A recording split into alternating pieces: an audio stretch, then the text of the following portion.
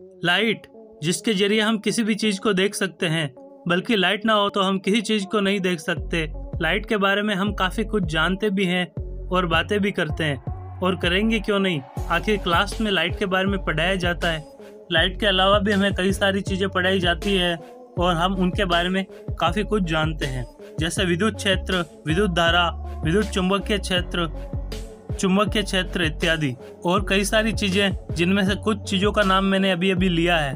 वैसे तो इनके बारे में हम काफी कुछ जानते हैं, पर इनके बारे में कुछ बेसिक सी चीजें ऐसी है जिनके बारे में हम बहुत कम जानते हैं। तो आज की इस वीडियो में हम ऐसी ही कुछ चीजों के बेसिक को जानेंगे। तो बने रहिए इस वीडियो में अंत तक हमारे साथ। तो शुरू करते हैं आज का हमारा वीडियो।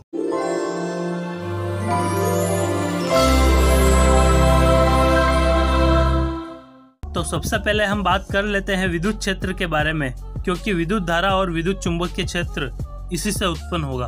और विद्युत क्षेत्र की बात की जाए तो विद्युत क्षेत्र इलेक्ट्रॉन और प्रोटॉन से उत्पन्न होता है, और इसे महसूस भी इलेक्ट्रॉन और प्रोटॉन ही करते हैं। जैसे हम गुरुत्वाकर्षण क्षेत्र को महसूस करते हैं। जैसा कि हम जानते हैं, दुनिया की हर एक चीज इलेक्ट्रॉन, प्रोटॉन और न्यूट्रॉन से बनी होती है, पर हम न्यूट्रॉन के बारे में कोई बात नहीं करेंगे, क्योंकि न्यूट्रॉन पर कोई चार्ज नहीं होता। और अगर बात की जाए इलेक्ट्रॉन और प्रोटॉन की, तो ये दुनिया की हर एक चीज में मौजूद होते हैं। तो इसी वजह से हर एक चीज चार्ज होनी चाहिए, पर ऐसा नहीं होता है, क्योंकि इलेक्ट्रॉन और प्रोटॉन पर सेम चार्ज होता है। फर्क बस इतना है कि इलेक्ट्रॉन पर माइनस चार्ज और प्रोटॉन पर प्लस चार्ज होता है। इलेक्ट्रॉन पर चार्ज -1.6 × 10⁻⁻19 कूलम होता है, और प्रोटॉन पर चार्ज +1.6 × 10⁻⁻19 कूलम होता है। और हर एक चीज में इलेक्ट्रॉन और प्रोटॉन की संख्या भी समान होती है, तो इसी कारण हर एक चीज न्यूट्रल होती है। और अगर बात की जाए चार्ज की,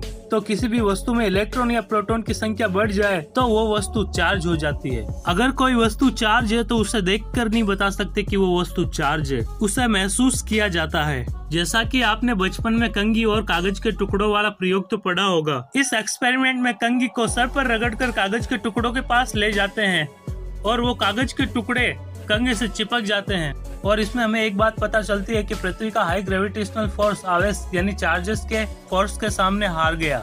अब हम किसी भी चीज को चार्ज कैसे करेंगे? इसके लिए हमें किसी भी चीज को ऊर्जा देनी होगी।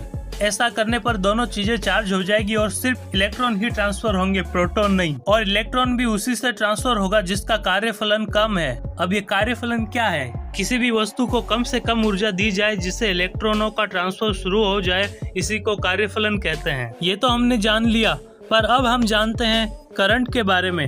अगर करंट के बारे में जान ही रहे हैं तो ये बात तो आपको पता ही होगी कि करंट बनता किससे। आखिर करंट भी तो इलेक्ट्रॉन से ही बनता है। इलेक्ट्रॉन के एक निश्चित दिशा में मूव होने पर करंट उत्पन्न होता है। और करंट के बारे में एक फैक्ट तो यह है, आपने ऐसा बचपन से देखा है, आप जहाँ से स्विच ऑन करते हो वहाँ से काफी दूर का बल्ब ऑन हो जाता है। तो इसका मतलब क्या हुआ?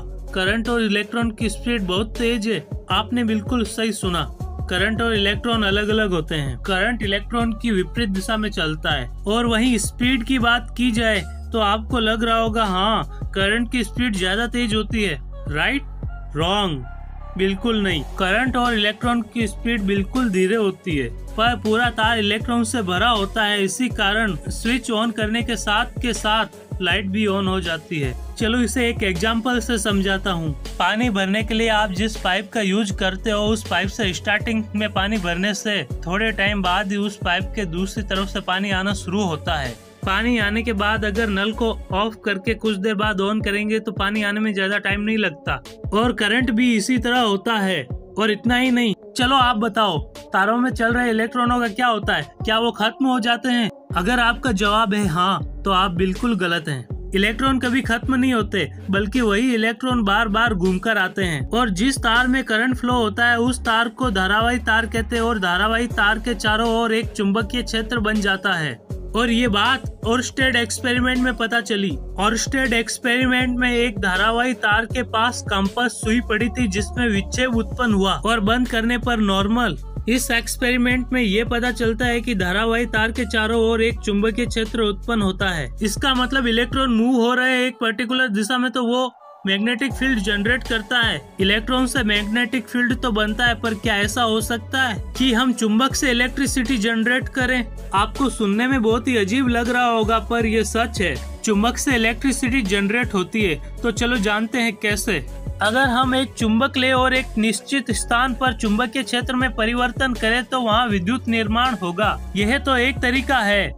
दूसरा तरीका, दो चुंबक नॉर्थ पोल और साउथ पोल के बीच में स्क्वायर शेप प्लेट को घुमाया जाता है। ओवरऑल उसका थीटा चेंज किया जाता है, जिसके जरिए विद्युत का निर्माण होता है। इससे हमें ये पता चलता है कि इलेक्ट्रॉन से करंट के कारण चुंबकीय क्षेत्र बनता है और वहीं दूसरी तरफ चुंबक से विद्युत धारा बनती है। अब हम जानते हैं लाइट के बारे में।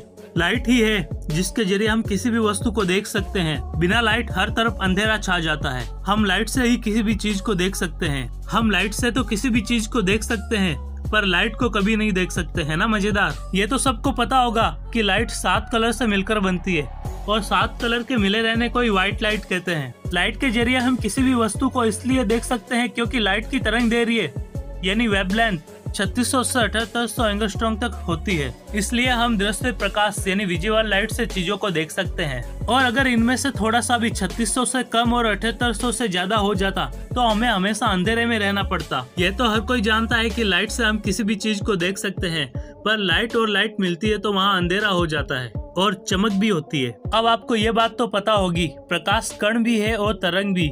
इसी बात को ध्यान में रखकर एक एक्सपेरिमेंट किया गया जिसे डबल स्लाइड एक्सपेरिमेंट कहते हैं। इस प्रयोग में ये पाया गया कि लाइट और लाइट मिलकर चमक उत्पन्न करती है, पर लाइट और लाइट मिलकर अंधेरा भी उत्पन्न करती है। इसे प्रकाश का व्यतिकरण कहते हैं। चलो ये तो एक्सपेरिमेंटल बात हो गई, पर आपने कभी ध्यान दिया है जब किसी चीज को धूप में रखते हैं तो वह चीज गर्म हो जाती है? आपको पता है ऐसा क्यों होता है? इसका कारण फोटोन है। फोटोन एक ऐसा कण है जो धूप के साथ आता है और इसे हम ऊर्जा का पैकेट भी कह सकते हैं, जो प्रकाश के साथ आकर जहाँ भी आपतित होता है उसे अपनी पूरी एनर्जी दे देता है और खुद नष्ट हो जाता है। और ये अकेला ऐसा कण नहीं है जो लाइट के साथ आता है। कई सारी रेडिएशन भी आती है और कई सारी किरणें भी आती है, जैसे रेडियो तरंगे, सूक्ष्म तरंगे, अवरक्त तरंगे, दृश्य किरणें, पराबैंगनी किरणें, एक्स किरणें और सबसे आखिरी गामा किरणें। इसमें से एक्स किरणें जो है ना, ये वही किरणें हैं जो आपके एक्सरे कराते टाइम डॉक्टर यूज करते हैं। एक्सरे का मतलब ही एक्स किरण होता है। तो आज के लिए बस इतना ही। उम्मीद करता हूँ आपको वीडियो अच्छा लगा होगा। अगर वीडियो अच्छी लगी हो तो लाइक कीजिए, चैनल को सब्सक्राइब कीजिए और वीडियो को अपने सभी दोस्तों के साथ शेयर कीजिए। तो मिलते हैं ऐसे एक और नए वीडियो में, तब तक के लिए बाय बाय।